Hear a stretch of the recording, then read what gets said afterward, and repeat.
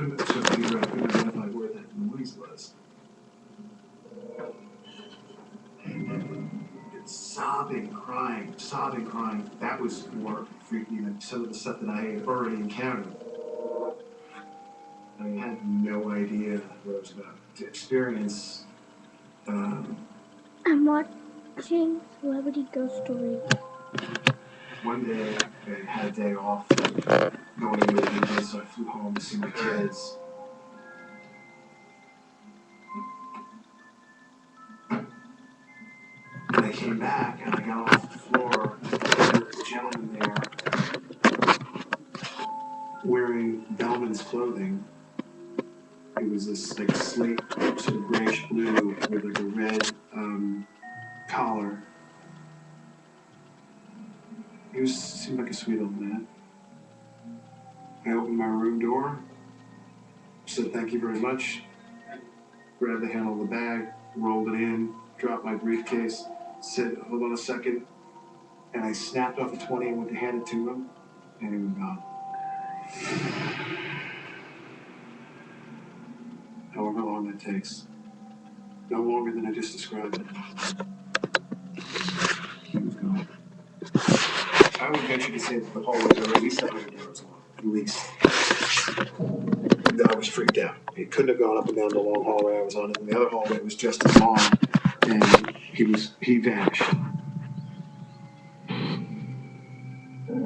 You know how you get all Dr. Spock, and you're trying to, it has to make sense, it has to be logical, there has to be common sense there. This guy couldn't have just vaporized, he couldn't have walked through a wall, he couldn't have disappeared like that. I went to the front desk. Dun, dun, dun. And when I started to talk to them about the gentleman who escorted me down the hallway off the elevator with my bags, the person at the desk said, whoever I was claiming to have had this encounter with was not an employee there, was not on the staff there, did not work there now. All of a sudden, I went to go turn this corner, and without even looking up, I knew it was him. It was almost like a jaw-dropping experience. And I kind of went into the...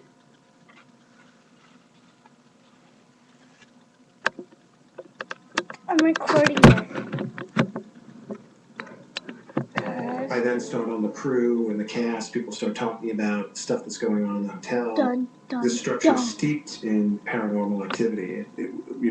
Lights flickering, lights going on and off. Again, doorknobs spinning, water faucets turning on and off. A woman, her husband got murdered. And I was on the 4th floor, and this room was on the 4th floor, and they say that you could hear this woman crying at nighttime. And then they tell me about Charles, who's the bellman that they talked to. Within a week, it was probably 4 or 5 days, I was coming off the elevator, and I was walking to my room, and I had my key out. I was coming from the set. I had my set bag with my script and everything, and I'm going to the room, and I had my head down. All of a sudden, I went to go turn this corner, and I was about to bump into somebody, and without even looking up, I knew it was him. I looked up, and he was there. And he just looked up at me, and he glanced at me, and he smiled, and then he looked back down and kept his head down, and he just kept walking by.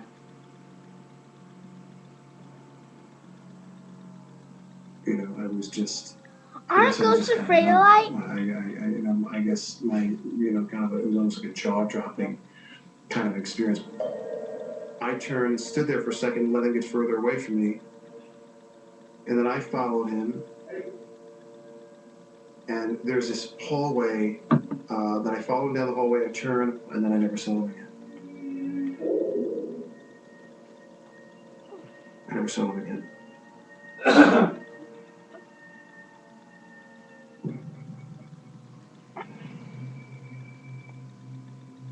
I think I would have liked to have had a conversation with him.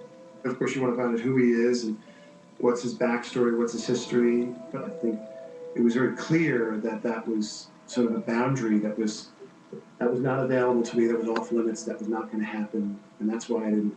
That's why I didn't push it. That's why I didn't push it. Look, I'm no expert on this. I have no idea why there's certain spirits that never come back. There's certain spirits that you have to channel some way to get them to come back. There's certain spirits that are there even when you don't want them to be there. And I have no idea why. The commitment and the conviction I'm it watching takes it in here so I won't be to as bury your head scared. in the ground and say that this can't exist and this doesn't exist and nothing you say or do will ever convince me to think otherwise. I think that that's impressive and sad. You know, it's the funniest thing. I love horror. I love horror movies. I love ghost stories. I love everything about a great spooky film. I live in absolute terror of anything ever happening to me in real life.